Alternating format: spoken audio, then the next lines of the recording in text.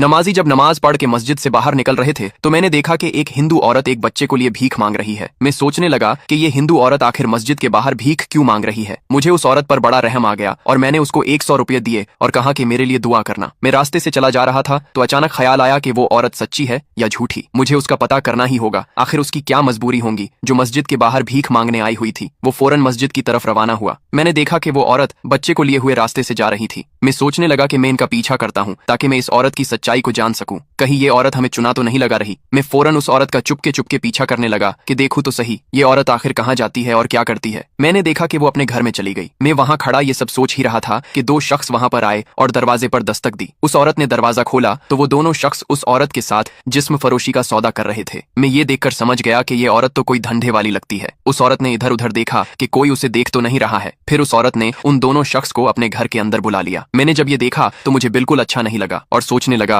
कि इंसान की मजबूरी क्या क्या करवाती है। अगले दिन मुझे चैन नहीं मिल रहा था। मैं फौरन भागता हुआ उस औरत के घर के पास गया। कुछ देर बाद मैंने देखा कि वो दोनों शख्स आज भी उस औरत के घर आए और दरवाजे पर दस्तक दी। वो दोनों शख्स आज भी उस औरत के साथ गलत काम करने के लिए आए थे। मैं सोचने लगा कि आज कुछ भी हो जाए मैं भी इस औरत को अपने घर ले जाऊंगा और अपनी हाजत को पूरा करूंगा। मैं फौरन भागता हुआ उस औरत के पास गया और कहा कि आप मेरे साथ अभी चलो, मैं आपको इन दोनों से डबल पैसे दूंगा। जब उस औरत ने यह सुना तो वो फौरन मेरे साथ आने के लिए तैयार हो गई। मैं उस लड़की को अपने साथ घर ले आया। मैंने कहा, क्या आपने खाना खाया? उसने कहा, नहीं साहब, मुझे खाना नहीं चाहिए, आप मुझे जल्द फ्री कर दो, मुझे वापस घर जाना है। मैंने कहा कि आप डरो नहीं, आपको परेशान होने की कोई जरूरत नहीं है। मैंने उस औरत को खाना दिया और वो खाना खाने लगी। उसने मुझे कहा कि साहब ये बचा हुआ खाना मैं घर ले जा सकती हूँ। मैंने गुस्से में कहा, नहीं नहीं बिल्कुल नहीं। उस औरत ने कहा कि साहब आप अपना काम जल्द करें, मुझे वापस घर जाना है। मैंने कहा कि दिन के उजाले में ये गंदा काम क्यों करती हो? आखिर तुम्हारी कौन सी ऐसी मजबूरी है जिसने तुम्हें तवाइफ बनने पर मजबूर कर दिया है? आखिर तुम रोज अपने जिस्म का सौदा क्यों करती हो? मैं जानता हूँ कि कोई ना कोई तो मजबूरी जरूर होगी, मुझे अपना दर्द सुकून से बताओ। मेरी बातें सुनकर वो फुट फुट कर रोने लगी और कहा कि साहब मैं एक शादीशुदा औरत हूँ, मेरे शौहर को मरे हुए 1 साल का अरसा गुजर चुका है। मेरी एक छोटी सी बेटी भी है। मेरे शौहर के मरने के बाद उनके दोनों भाइयों ने मुझे कुछ भी नहीं दिया। चंद माह के बाद उन दोनों ने मेरे शौहर की सारी प्रॉपर्टी अपने नाम कर ली और मुझे धक्के मारकर घर से बाहर भगा दिया। मैं अपनी छोटी सी बेटी को लेकर दर दर की ठोकरें खाने लगी। किसी भी इंसान ने मेरे हाल को नहीं समझा और मेरी जिंदगी बर्बाद हो गई। आखिरकार मजबूरन मैंने भीख मांगना शुरू कर दिया। मैं मदद मांगने के लिए एक अमीर शख्स के घर गई तो मकान मालिक मुझे देखकर कहने लगा कि चल घर पर कोई नहीं है, चल आजा, मैं तुझे 1 घंटे का 5000 दूंगा और मुझे खुश कर दे। मैं और मेरी बेटी 2 दिन से भूखे थे। आखिरकार मैंने मेरी बेटी की खातिर ये कुर्बानी दे दी और धीरे धीरे ये काम। जाओ बेटे, आज जो भी लोग इस वीडियो को लाइक और चैनल को सब्सक्राइब करके कमेंट में जय श्री कृष्णा लिखेगा उसकी एक मनोकामना मैं पूरा कर दूंगा। और लास्ट में भगवान करने पर मजबूर हो गई। मेरी बेटी जब स्कूल चली जाती तो मैं ये काम करने के लिए रोज घर से बाहर निकल जाती। उस गरीब मजबूर लड़की की ये बातें सुनकर मैंने अपना हाथ उसके सर पर रखते हुए कहा कि आज के बाद आपको परेशान